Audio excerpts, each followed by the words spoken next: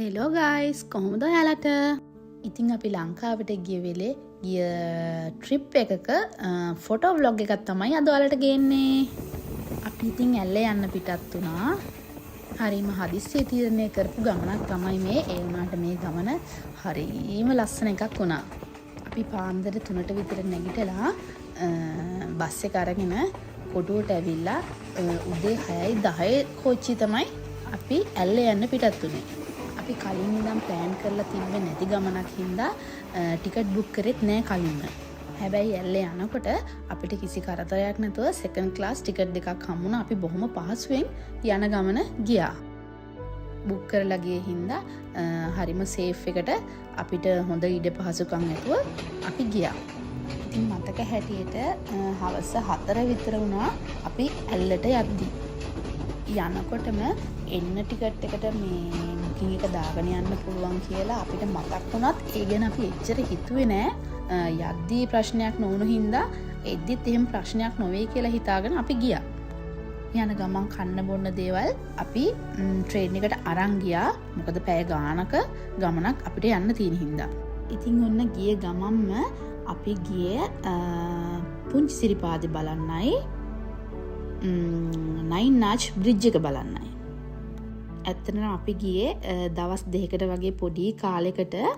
ඉතින් ඇල්ලට යද්දිත් ගොඩක් හවස් වෙලා තිබ්බ හින්දා අපිට ගොඩාක් තැන්වල ඇවිදින්න බැරුව ගියා. මොකද හොටෙල් එකට යන්න ඕන චෙකින් එකට. චෙකින් එකට අපිට වෙලාව දීලා තිබ්බේ හවස 7:00 විතර එන්න කියලා. ඉතින් අපි පහුවෙනිදා ගියා ෆ්ලයින් රාවනා බලන්න. ඉතින් ඒකේ මේ හැමෝම දන්න උන්චිල්ලාවේ අපි දෙන්නත් රවුමක් ගියා. මං නම් ඉතින් මේ හැම දෙයකටම බයයිනේ. ඕනම දෙයක් කරන්න ගියොත් මං හරි බයයි. ඒ වුණාට ඉතින් මගේ මහත්තයා යන් කියපු හින්දා මේ ගමනත් අපි ගියා. ඉතින් මේ ස්විං එක කරද්දී මම නම් ඇත්තටම යන කම්ම කෑ ගැහුවා. මට හිතෙන්නම අන්නර කන්දෙන් එහා පැත්තට මා වැටේ කියලා. සල්ලි දීලා ගිහිල්ලා බය වෙනවා කියන්නේ මෙන්න මේවට තමයි. මගේ මහත්තයාගේ ආසාවත් ඉතින් ඉෂ්ට කරන්න එපැයි. කොහොම හරි ඉතින් මේ උන්චිලාව යන්න 4000ක් කොයිද ගන්නවා වගේ තමයි මට මතක. ඉතින් මෙතන තියෙනවානේ තව ඇක්ටිවිටීස් ගොඩක්.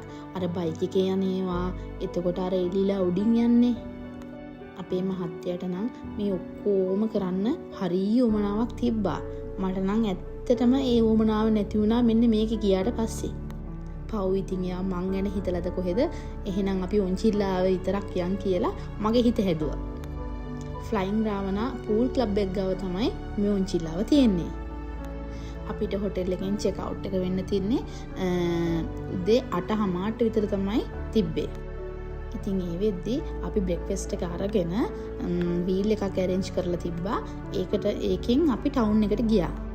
මේ දවසේ පළවෙනියටම අපි ආවේ ෆ්ලයින් රාවනා පූල් ක්ලබ් එක ගාව තියෙන මේ උන්චිල්ලාව යන්න.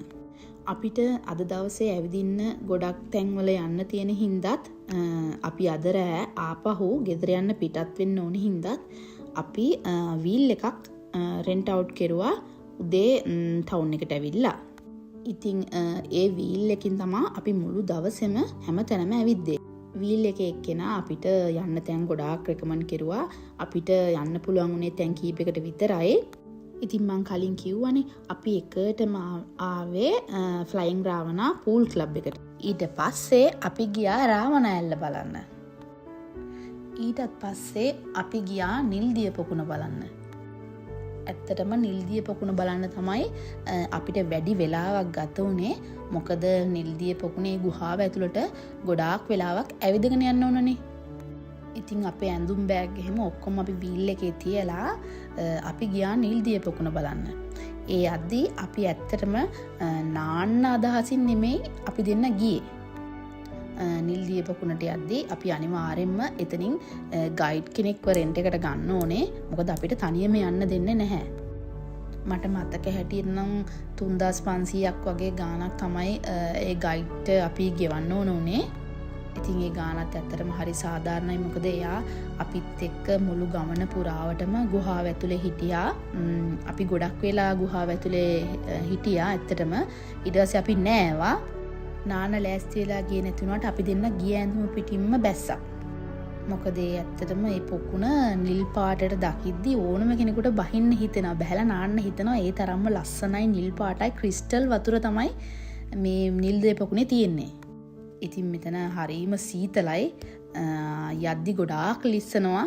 මෙන්න මෙතනින් තමයි, මේ වගේ චූටි තැනකින් තමයි ඇතුල් වෙන්න තියෙන්නේ.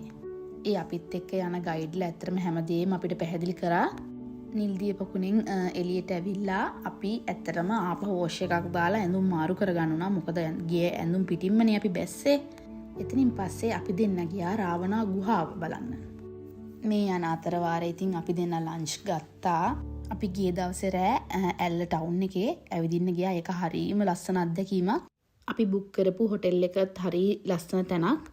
අපිට ගෙදර යන්න සීට් බුක් කරන්න උන්නේ නැහැ. මොකද මුළු කෝච්චියම ෆුල්. අපි දෙන්න ඉතින් සරණාගතයෝ දෙන්නෙක් වගේ අර බිම ඉඳගෙන එනකම්ම ගෙදර ආවේ. ඒ වුණාට මේ ගිය ගමන අපි දෙන්නම හරිම ආසාවෙන් ගියේ. එද්දි ලොකු කට්ටක් කන්න උනත් ඒක අපිට ගානක්වත් තිබ්බේ නැහැ. මොකද අපි ඇත්තටම හරි ආසාවෙන් ගියේ. ඉතින් ඉක්මනටම අපි දෙන්න ආයෙත් ඕගොල්ලන්ව මේ වගේ ගමනක් එකගෙන යන්නම්. හැමෝම සතුටින් පරිස්සමින් ඉන්න. චාව් චාව්.